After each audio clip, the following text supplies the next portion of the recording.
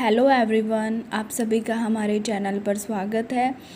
आज हम करेंगे, आपका फर्स्ट पेपर है संपूर्ण योग परिचय।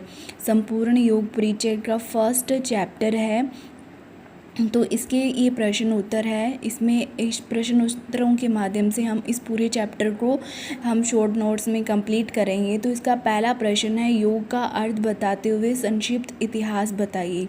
दूसरा प्रश्न है, योग के मूलभूत सिद्धांतों का परिचय दीजिए। तीसरा, योग की परिभाषा का वर्णन कीजिए। चौथा है, भारतीय दर्शन की विशेषताओं का उल्लेख कीजिए। पांचवा है, योग शास्त्र के 4 व्यूह एवं अष्टांग योग का संक्षेप में उल्लेख कीजिए। और छठा है, योग दर्शन के अनुसार ईश्वर एवं जीव का स्वरूप का वर्णन कीजिए। अब आगे है योग का अर्थ और परिभाषाएं। तो सबसे पहले हम योग शब्द की उत्पत्ति कैसे हुई है ये पढ़ेंगे। योग शब्द की उत्पत्ति युज धातु से हुई है। योग शब्द की उत्पत्ति कैसे हुई है? युज धातु से हुई, यानी योग शब्द का मूल शब्द क्या है? युज है। योग शब्द की उत्पत्ति किस धातु से हुई है? युज धातु से हुई है। और योग शब्द का मूल शब्द क्या है? युज है। 6ठी शताब्दी में व्याकरणाचार्य महर्षि पाणिनि ने युज धातु से बने योग शब्द के 3 अर्थ बताए हैं। कितने अर्थ बताए हैं? 3, जिसमें पहला है युजिर योगे, युज समाधो, युज संयमने। तो युजिर योगे का क्या अर्थ होता है? जुड़ना या मिलना। अब प्रश्न ये आता है कि किसका जुड़ना या किसका मिलना। तो इस आधार पर कहा गया है कि आत्मा का परमात्मा से जुड़ना ही योग कहलाता है। किसका? आत्मा का परमात्मा से जुड़ना ही योग है। इसे युजिर योगे कहा है। फिर है युज समाधो। समाधो का अर्थ क्या है? समाधि से लिया गया है। आगे है युज संयमने। संयमने का अर्थ है संयम से है। किसका संयम? हमारी इंद्रियों का। इंद्रियों को विषय के प्रति संयमित करना ही योग है। आगे है वाचस्पति मिश्र ने भी योग की परिभाषा दी है संस्कृत व्याकरण में। तो उन्होंने पहले बताया है कि चित्त की वह अवस्था जब उसकी समस्त वृत्तियों में एकाग्रता आ जाती है। चित्त क्या होता है? अंतःकरण चतुष्टय है, जिसमें मन, बुद्धि, अहंकार, चित्त होता है। और उसमें किसकी वृत्तियाँ? वृत्तियाँ का अर्थ होता है व्यापार। वृत्तियाँ कितनी होती है? 5 होती है। प्रमाण, विपर्य, विकल्प, निंद्रा और समर्थ्य। उनमें क्या आ जाना? एकाग्रता आ जाना ही क्या है? योग है।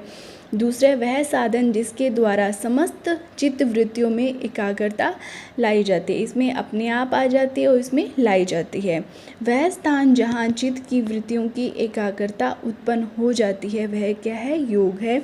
ये किसके आधार पर है? ये उद्देश्य के अर्थ में है, ये साधना के अर्थ में है, ये स्थान के अर्थ में है। योग की परिभाषा।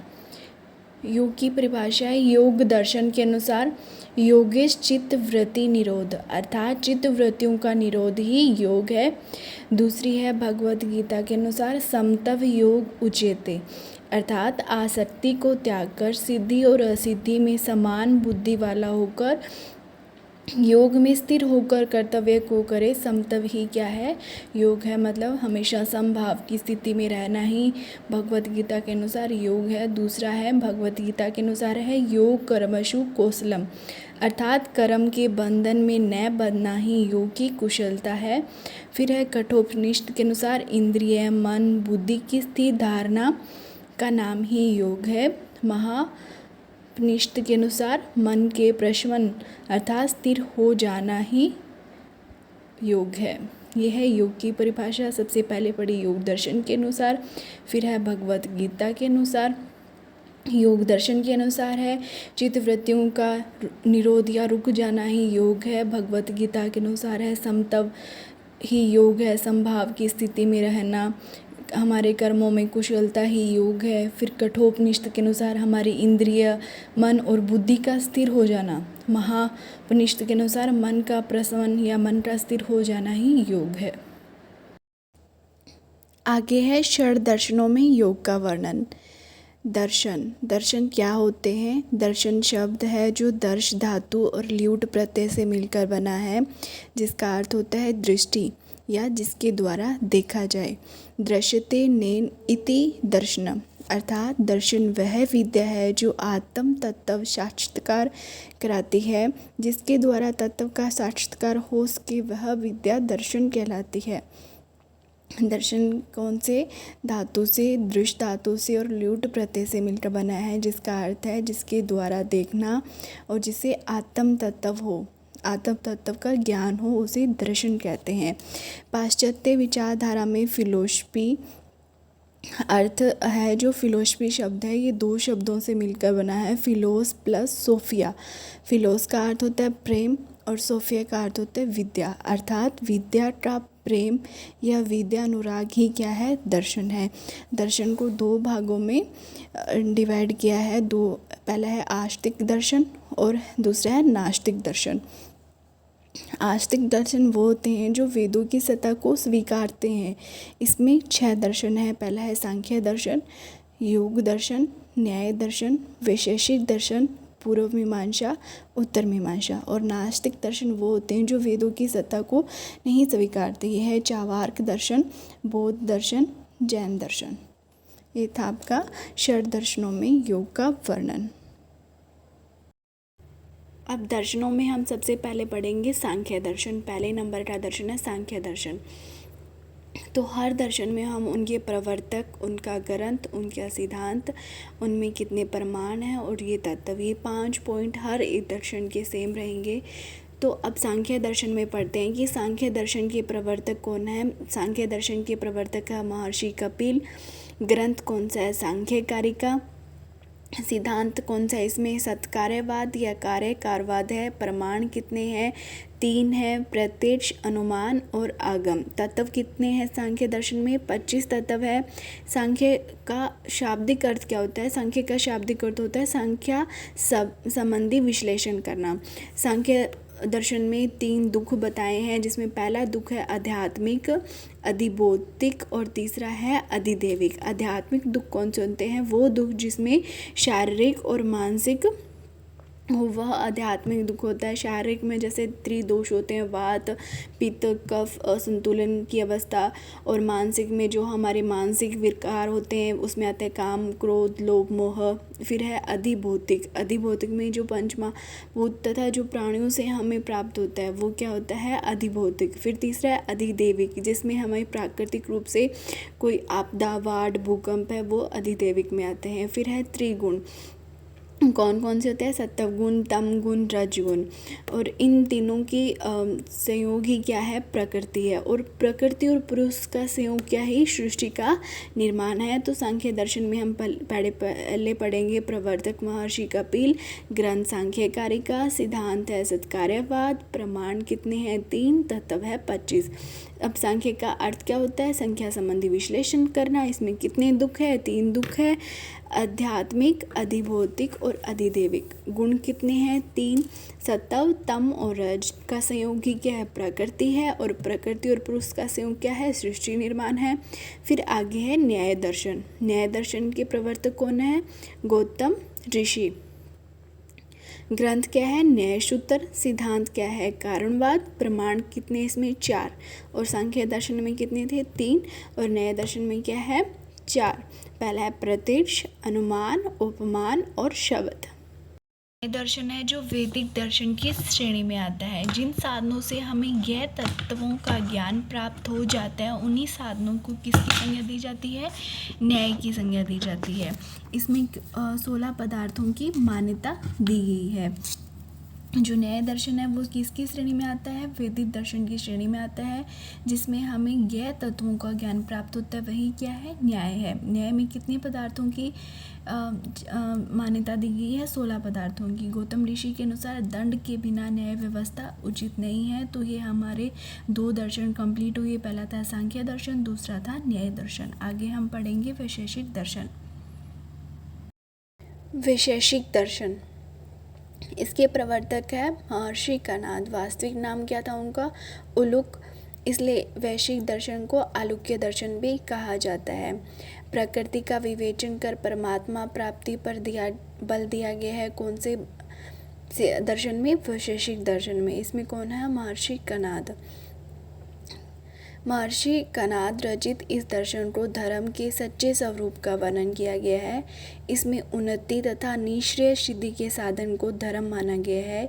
यह स्वतंत्र भौतिक विज्ञानवादी दर्शन है। यह कण अर्थात परमाणु तत्व का सूक्ष्म विचार करता है। इसके कौन है प्रवर्तक? महर्षि कणाद है। इसमें किस पे बल दिया गया है? प्रकृति के द्वारा परमात्मा की प्राप्ति पर बल दिया गया है। और इसमें सच्चे धर्म के सच्चे स्वरूप का वर्णन किया है। इसका अन्य नाम क्या है? आलुक्य दर्शन भी कहा जाता है। इसमें कितने भागों में विभक्त है? 2 भागों में। पहला है भाव और अभाव। भाव में कितने हैं? 6। पहला है द्रव्य, गुण, कर्म, सामान्य, विशेष, समवाय। और अभाव में कितने हैं? 4 है। इन 6 पदार्थों के साधर्म्य तथा वेधर्म्य के तत्व ज्ञान से मोक्ष प्राप्ति मान जाते हैं।